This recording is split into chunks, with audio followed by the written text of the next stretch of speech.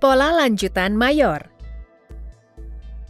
Di video ini Anda akan belajar berbagai macam pola lanjutan, seperti segitiga, wedge, pennant, bendera, dan persegi panjang. Prasyarat pola lanjutan apapun adalah kehadiran tren sebelumnya. Pola lanjutan mengindikasikan jeda temporer di tren, di mana harga berkonsolidasi sebelum berlanjut ke arah yang sama. Gerakan selanjutnya akan berada di arah yang sama dengan tren yang mendahului formasi. Volume perdagangan memainkan peran penting dalam mengkonfirmasi pola harga ini. Pola lanjutan tren yang paling umum adalah segitiga, wedge, bendera dan pennant, dan persegi panjang. Ada 3 tipe utama segitiga: naik, turun, dan segitiga simetris yang bisa jadi bearish dan bullish. Jika ada segitiga bullish, pola ini memiliki setidaknya 2 ketinggian yang lebih rendah dan 2 kerendahan yang lebih rendah. Ketika titik-titik ini terhubung ke puncak, segitiga terbentuk.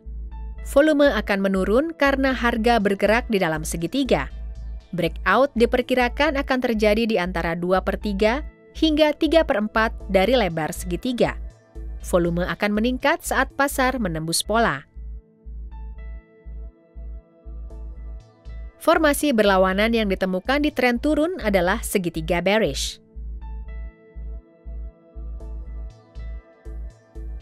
Untuk mengukur teknik jika ada segitiga bullish, teknik pertama adalah dengan mengukur tinggi dasar segitiga dan memperpanjang jarak itu dari titik penembusan.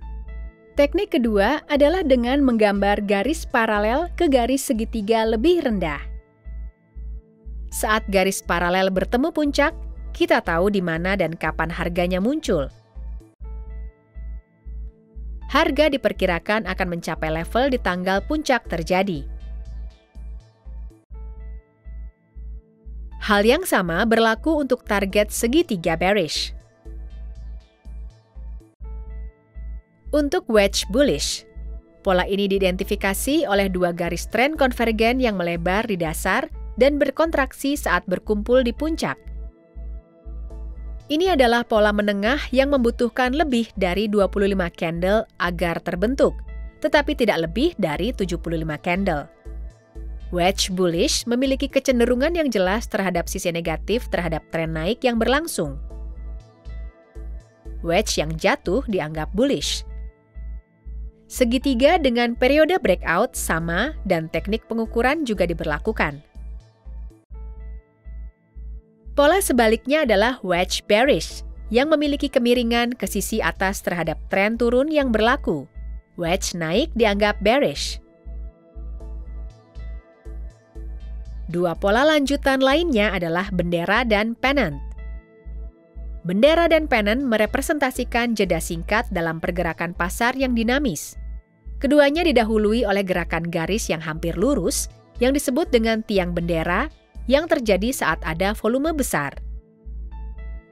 Harga kemudian berhenti untuk beberapa candle pada volume yang sangat rendah.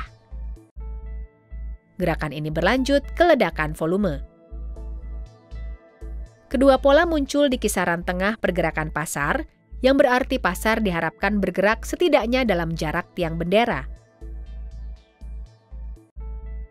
Kebalikannya adalah bendera bearish dan pennant, di mana harga membentuk bendera atau pennant setelah penurunan, sebelum melanjutkan gerakan turun. Setelah pecah dari pola, pasar diharapkan meneruskan penurunan hingga setidaknya sejarak tiang bendera.